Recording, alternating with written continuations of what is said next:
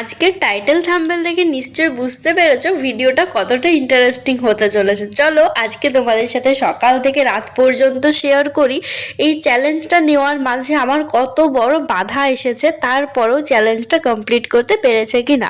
So hi everyone, আমি কোয়েল, আমার চ্যানেলে একটা নতুন ভিডিওতে তোমাদের জানাই অনেক ওয়েলকাম। ঘুম থেকে উঠেছিলাম ওই 7টার দিকে, তারপর ব্রাশ করে একেবারে বিছানা গুছিয়ে স্নান করেছিলাম।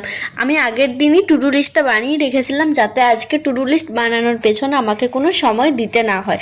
আর আজকে কিন্তু আমি নতুন পড়ার পাশাপাশি রিভিশনটা একটু বেশি করে রেখেছি, কারণ নতুন পড়লে হয় না, রিভিশনটা কিন্তু সব থেকে বেশি দরকার। তো সকালে আমার 3 ঘন্টার একটা ক্লাস ছিল, একটা না দুটো ক্লাস ছিল, সেটা জিকে থেকে। তো সেটা দেখে কমপ্লিট করলাম। শুরু করেছিলাম 9টার থেকে, আর আমি একটু স্পিড দিয়ে দেখি তো 11:30টার মধ্যে কমপ্লিট হয়ে গেছে। তারপর দেখি ঝমঝমিয়ে একেবারে পুরো বর্ষাকালের মতো বৃষ্টি এলো। আর বৃষ্টি এলো তো এলো ঠিক আছে, তার সাথে কিন্তু কারেন্টটাও চলে গেল। অনেকক্ষণ পর্যন্ত লাইন আসেনি। আমি ভেবেছিলাম আজকে আমার স্টাডি চ্যালেঞ্জটা হয়তো গেল। অন্যদিন কিন্তু যতই বৃষ্টি পড়ুক ঝড় হোক কারেন্ট যায় না, কিন্তু আজকে জানি না আমার ভাগ্যটা এতটাই খারাপ ছিল, আজকের দিনই কারেন্ট যেতে হলো। আর আমি কিন্তু কম আলোতে একদমই পড়তে পারি না, না হলে জানলা খুলেও পড়া যেতে পারতো, কিন্তু আমি এটা একদমই করতে পারি না। শেষে একদম উদাস হয়ে জানলার পাশে বসে বসে বৃষ্টি দেখছিলাম আর একটু ভিডিও বানাচ্ছিলাম। কিন্তু এত জোরে বৃষ্টির আওয়াজ হচ্ছিল, যখন এডিট করছি তখন দেখছি আমার কথাগুলো ভালো মতনভাবে শোনা যাচ্ছে না, বাইরে থেকে বৃষ্টির আওয়াজ আসছে, সেই সাথে খুব বেশি বিদ্যুৎ চমকাচ্ছিল। সেজন্য সেই জায়গাটাকে কেটে আমি এখন আবার সেটাকে ভয়েস ওভার দিয়ে কভার করে নিচ্ছি। ওইটাই বলছিলাম যে যেদিনকে আমি ভাবলাম চ্যালেঞ্জটা নেব সেদিনকে কারেন্টটা যেতে হলো। আমি অনেক দিন আগে কমিউনিটিতে দিয়েছিলাম যে একটা চ্যালেঞ্জ নেব ভাবছি, তোমরা অনেকেই নিতে বলেছিলে। এখন বেজে গেছে 1টা, আর এতক্ষণে কারেন্ট এসেছে। তো খাওয়া দাওয়া করে তারপর একেবারে পড়াটা কন্টিনিউ করবো। স্যার 1টার দিকে কারেন্ট এসেছিলো, তারপর ভাবলাম একেবারে লাঞ্চ করে ফেলি, তারপরই পড়তে বসবো যাতে মাঝে আর উঠতে না হয়। আজকে কিন্তু বেশি সব ভাজাভাজি ছিল। তো খাওয়ার পরে একটু জাস্ট বসেছিলাম, 2টোর থেকে আবার পড়াটা শুরু করলাম। প্রথমে খাতা পেন নিয়ে বসে গেছি, কারণ এখন আমার খাতা থেকেই পড়ার ছিল। ওই যে বললাম রিভিশন করব, তো এখন স্ট্যাটিক জিকে থেকে যে সঙ্গীতের পার্টটা আছে সেটা প্রথমে রিভিশন করছিলাম। আমার খাতাতে প্রচুর নোটস বানানো আছে, বিশেষ করে আমি প্রথম যখন পড়তাম তখন অনেক নোটস বানাতাম। তো ভাবলাম সেই নোটসগুলো আগে ভালো করে পড়ে নিই। নিজের হাতের লেখা নোটস কিন্তু খুব ভালো মনে থাকে, কিন্তু কি জানো তো নোটস বানাতে প্রচুর সময় লেগে যায়। সেজন্য এখন কিন্তু অতটাও বেশি নোটস বানানো হয় না। বই কিনেছি, সেই বই থেকে যতটা সম্ভব পড়ে নিই। আর যখন ইউটিউব থেকে ক্লাস করি তখন পারলে সেগুলো একটু নোট করে রাখি, যেগুলো সেরমভাবে বইয়ে অতটাও দেওয়া থাকে না। পড়ার সেশনটা করেছিলাম 2.5 ঘন্টার মতো। তো প্রথমে যাবতীয় যা খাতাতে ছিল সেইগুলোই ভালো করে পড়ে নিলাম, তারপর যে বই আছে সেই বই থেকে প্র্যাকটিস করেছিলাম।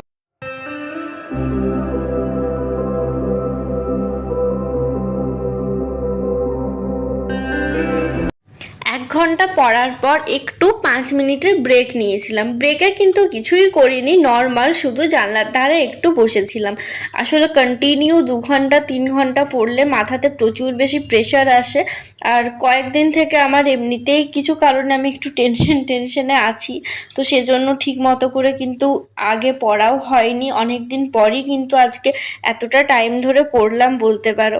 তো তারপর 5 মিনিট রেস্ট নেওয়ার পর এই বইটা বার করলাম, এই বইটা থেকে করার ছিল। প্রথমে আমি ভেবেছিলাম হয়তো আমার প্র্যাকটিস সেট করা বাকি আছে, কিন্তু পরে দেখলাম না, প্র্যাকটিস সেটগুলো আমার সবই করা হয়ে গেছে। আর সেগুলোকে পেন্সিল দিয়ে করেছি, কিন্তু সেগুলো যদি ইরেজ করে দিতাম তাহলে দাগটা থেকেই যেত। তো সেজন্য ভাবলাম যে অ্যান্সারটাকে আড়াল করে তারপর বাকিটা পড়বো। এমনিতেও যখন বই পড়ি বা খাতাতে কোনো এমসিকিউ পড়ি, বিশেষ করে আমি এভাবেই পড়ি, মানে যে অ্যান্সারটা থাকে সেটাকে আড়াল করে দিই, তাহলে খুব সুন্দরভাবে হয়ে যায়। আর আমার কিন্তু মনে মনে পড়া হয় না কখনোই, সবসময় কিন্তু জোরে জোরেই পড়ি। এই জোরে জোরে পড়ার জন্য কিন্তু অনেক গলা শুকিয়ে যায়, সেজন্য সামনে 1 গ্লাস জল নিয়ে রাখি। তো পড়া কমপ্লিট করলাম তখন। তারপর একটু ছাদে হাঁটতে এসেছিলাম, কিন্তু বেশিক্ষণ থাকিনি, নর্মাল ওই 5 মিনিটের মতো একটু ছিলাম, তারপরই নেমে গেছি, কারণ এখনও আমার অনেকটা পড়া বাকি আছে।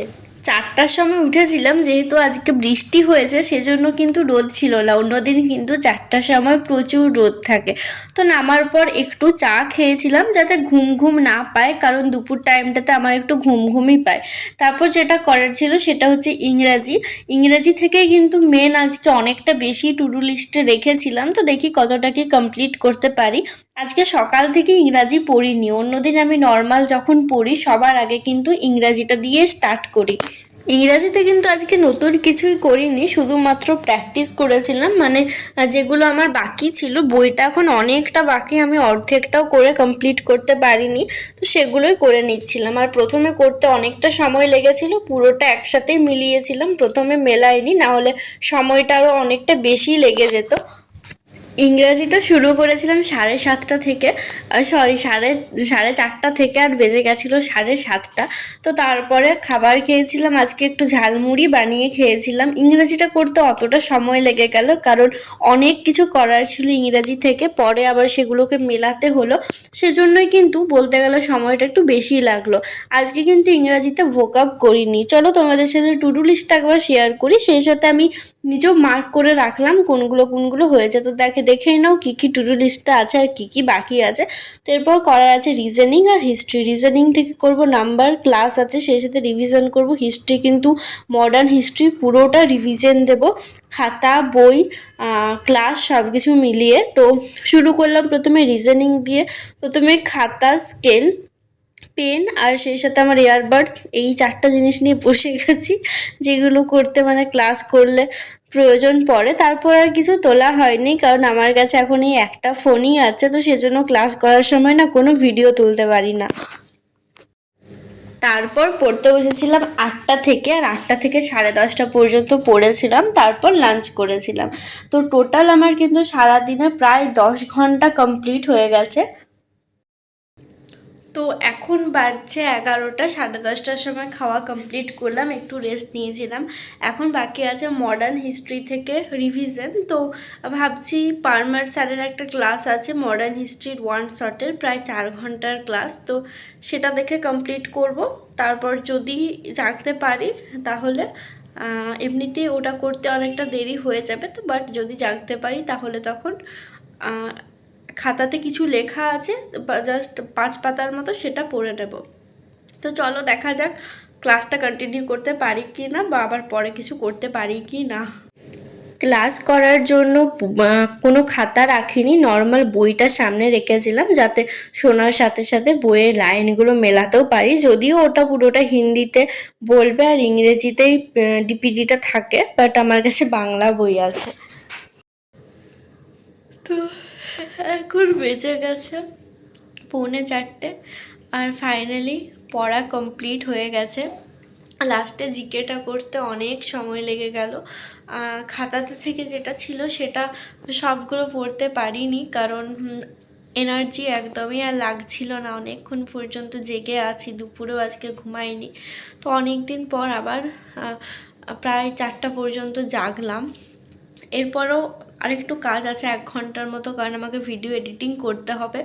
অনেক দিন থেকে কিছু ভিডিও দিইনি, তো আজকের ভিডিওটা আমি কালকেই দেবো। থাম্বনেল বানানো সমস্ত কিছু আগেই হয়ে আছে, জাস্ট একটু ভয়েস ওভার দিয়ে এডিট করে নিলেই হবে। তো এই ছিল আজকের পড়ার রুটিন। আর আমি ভেবেছিলাম 14 ঘন্টার স্টাডি চ্যালেঞ্জ করব, কিন্তু সেটা 15 ঘন্টা হয়ে গেল, কারণ যেহেতু আমি লাস্টে ক্লাসটা করলাম, তো সেজন্য 1 ঘন্টা একটু এক্সট্রা লেগে গেল। তো যাই হোক, যা চ্যালেঞ্জটা নিয়েছিলাম সেটা কোনো রকমে কমপ্লিট করতে পেরেছি, কিন্তু সারা দিন লেগে গেল। এতটা লাগতো না যদি না মাঝে কারেন্ট যেত, সেই জন্য এত রাত হয়ে গেল। দেখতেই পাচ্ছ আমার চোখগুলো একদম পুরো ছোট হয়ে আসছে ঘুমে, কিন্তু ঘুমালে চলবে না, আমাকে আবার একটু ভিডিও এডিট করতে হবে। তো চলো, আর কারা কারা এরকম 14 আওয়ার্স বা 15 আওয়ার্সের চ্যালেঞ্জ নিতে চাও আমাকে কমেন্টে জানিও। আর যদি কেউ কমপ্লিট করেছো এরম চ্যালেঞ্জ তাহলে সেটাও জানিও। তো বাই, দেখা হচ্ছে না একটা ভিডিওতে। সবাই খুব ভালো থেকো, সুস্থ থেকো।